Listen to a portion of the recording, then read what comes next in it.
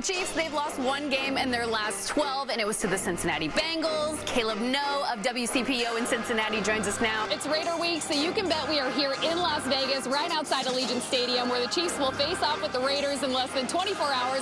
I talked to many fans who said at that 21-10 point right before the half, they were a little nervous for their team, but obviously the Bengals came out second half and just dominated. I want to talk a little bit about Darrell Williams. He had an amazing catch for a touchdown in this game. We are just days away from the Chiefs' first preseason game. It's Chiefs and 49ers in San Francisco. And they stayed. No one was leaving despite the rain. We are in the top of the sixth inning right now. The past 5 playoff games have been decided in the final play of the game. And obviously, this game not going the way that Chiefs fans had hoped. The Chiefs cheerleaders don't typically travel to any away games, but they will be here in Miami at Hard Rock Stadium. It's an AFC Championship rematch on Sunday Night Football. That's what you'll be hearing all week, so get used to it. If you're going to place bets on anything, bet that Chiefs fans will be here cheering on the Chiefs inside the stadium. You know, Allegiant Stadium was fanless all last year because of safety protocols with the COVID-19 pandemic. So, of course, when Chiefs fans got the opportunity to come here to Las Vegas and check out Allegiant Stadium, they didn't waste any time. So the last time Chiefs Kingdom was able to catch a Chiefs-Raiders game was when they were still the Oakland Raiders playing at the Coliseum. The evening started with rain showers, but by taking a look at my rain jacket and my hair, it clearly ended with champagne showers. Because Las Vegas is a destination location, they were worried they wouldn't have that home field advantage that we would have back at home at Arrowhead. A win is a win, like you said, and this all comes as Melvin Ingram has joined the team. Tyrann Mathieu also mentioned being matched up against Darren Waller, and he said you put good on good, so that makes sense. What about Jamar Chase? Was that his best game of the season? Because I know Chiefs fans are hoping that he can't get any better than Week 17. In 2013, Patrick Mahomes said he wanted to be the QB that said he got to go to Disney World. So Mick and I need to check the field because we found some tweets, but we haven't found Mahomes. I've never played it in a fantasy football league where you have a punter, so ask Ryan about that. But yes, I've got Mahomes, Darrell Williams, I had Pringle in there, and Tommy Townsend. The Monarchs are still probably celebrating this title, and man, do they deserve it. After a brand and name change, these guys really lived up to that iconic Kansas City Monarchs name. When I asked her twin sister Liz, I said, do you think Katie ever wants to be a head coach in the NFL? Liz looked at me and said, do all assistant coaches want to become head coaches? Exactly. And that was kind of a pep talk at the end there. He was like telling the team what they need to do to get hyped for this Super Bowl game as if they're not already excited. I've said it before, Sammy Watkins. I've told you this. You did. Playoff Sammy Watkins is different than regular season Sammy Watkins. We saw that. You're right. Nothing but excitement out here at Raymore Peculiar High School. And an added bonus, to my left, it is senior night. We've got the parents with their seniors. And there were signs posted on all the businesses. Some said, beat the Bulldogs. Others said, hush the puppies. We'll have some highlights for you tonight at 10. Her entire life, Melba Mills clipped her favorite articles from the newspaper, including each written about Chiefs quarterback Patrick Mahomes. I'm sure he's got a folder on me, too. From the day he was drafted, the Bonner Springs native kept a close eye on her favorite player, in the newspaper and on TV, but never in person. Somewhat shocked by her fandom, in 2019, her son, Monty Mitchell, wrote a letter to the Chiefs asking for an autograph for his mother. And it just so happened that my letter that I sent, I did not know at the time, but the Chiefs organization was looking for a 100-year-old fan. It was a headline she didn't see coming. Melba would be honored at the 2019 home opener, her first ever Chiefs game in person. It took me 100 years to get here. Pre-game, Melba, in her custom-made Chiefs jersey, watched her team warm up from the sideline. It was overwhelming. It was surreal to be able to go through the stadium,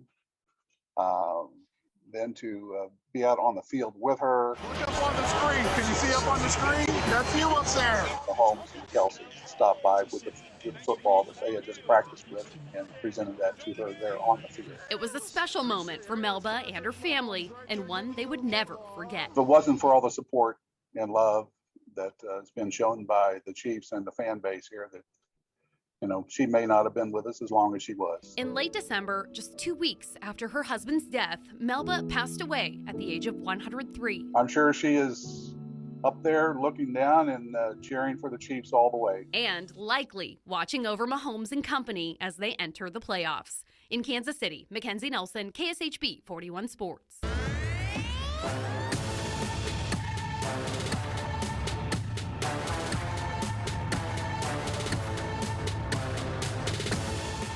Welcome to the Under the Lights show. I'm McKenzie Nelson. Over the next 15 minutes, we will take you around the metro area for some of the biggest battles this week on the Missouri and the Kansas side. We start off with our Hy-Vee High School game of the week. Blue Valley West taking on Blue Valley in the Kansas Class 6A regional round.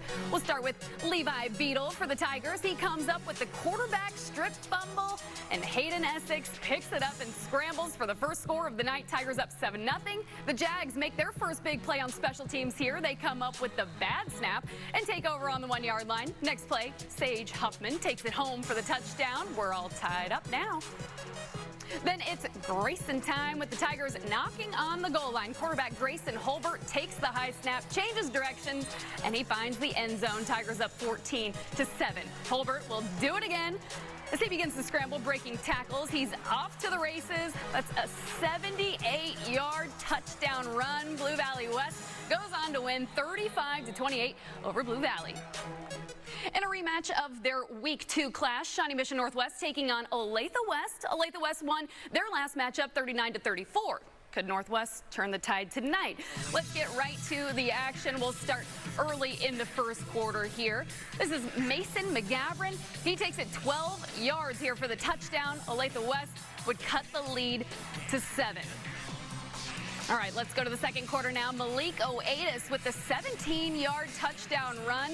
Shawnee Mission Northwest takes a 21-7 lead. And a couple minutes later, a Favreau breaking a tackle on his way to the end zone. That's a 14-yard touchdown. Olathe West cuts the lead to 7. Okay, early third quarter, Blake Reeder on the rollout. He chucks it deep. That's to Jack Malin for the jump ball, and he takes it off to the races for the 86-yard touchdown run. Shawnee Mission Northwest takes a 35-14 lead, and Shawnee Mission Northwest would roll in this one, winning 63-28. All right, so let's switch over to the Missouri side now. Ray Peck taking on Lee Summit North. These teams last played in Week 4, with Lee Summit North coming away with a W 41-14. Okay, so first quarter here, Broncos on the 32-yard line, going for it on 4th and 6. Pass intended for Xavier Winston, but that's deflected by Elijah Van Trump. Turnover on downs. Okay, Panthers from the 32, a little dink and dunk to Gavin Burkett. That's a first down. Okay, so now we're still scoreless here at the beginning of the second quarter. Broncos try to get things going. It's handed off to Quincy Baker, who takes off. Panthers catch up to him, though, before he takes it all the way. That's a 40-yard run for him. Now time to get on the board. Broncos keep moving down the field from the 26-yard line. Trey Baker finds Zachary Coetzee for the touchdown. Lee Summit North advances to the district championships with the 21-14 win. Okay, and we head north of the river now for a matchup of the Park Hills. Park Hill taking on the 9-0 Park Hill South. We pick up in the middle of the first quarter. Kendrick Bell with the deep ball to Gavin Shag for the 40-yard plus touchdown. Park Hill would tie it up at 7. Okay, on the ensuing kickoff, this is what you call a decleater, the kicker. Scott Robertson with the clean hit on Hayden Klein. Early second quarter, Nathan Rico on the rollout here. He finds Jack Bajorn down the sidelines. Bajorn getting ready to take it in. But watch this. Will Bushman punches the ball out. It's a touchback, and we are all tied up at 7. Next drive, Lucas Otker with the 2-yard touchdown. Park Hill South takes a 13-7 lead. And just before the half, Kendrick Bell on the quarterback sweep. He gets the ball punched out. Another punch out by Troy Mosby. Park Hill South recovers it in their own territory. It's still 13-7. Park Hill South would defeat Park Hill 35-7. In a Kansas Class 6A regional battle with Olathe South taking on the 8-1 Blue Valley Northwest. Falcons in Husky territory tonight. Olathe South taking on the EKL champs Blue Valley Northwest. Huskies up 7-0 in the first quarter. Bryce Norenberg over the middle to Garrett Rectra. Touchdown Falcons even it out at 7. Okay, Huskies get lucky with this one. Michael Polly goes deep, but it's tipped away to his intended target. Nick Cusick, right place, right time, add-on 6 for Northwest. And the Falcons have some magic of their own. Recrod lateral to Zane Hall, deep to Erwin Nash. We're all tied up again at 14. Second quarter now, Michael Polly following his blockers. He finds the end zone for the short Husky score. Falcons, they would respond here. Recrod to Nash. He catches it with the help of his helmet. Watch this. All right, and Olathe South, they would settle for a field goal. 21-17 Huskies. This regional championship game would go to Blue Valley Northwest, who survives and advances past the second round of the playoffs. Final score 68-31. Now let's travel north to St. Joseph, where 6-2 Excelsior Springs faced off with St. Joe Lafayette in the Class 4 district semifinal matchup. Tigers start out hot, scoring on their first drive of the game. Quarterback Chance Moreland breaks free on a 57-yard run to the end zone. 7-0 Tigers up. Moreland connects with Robinson here. They make it a 21-0 game just like that.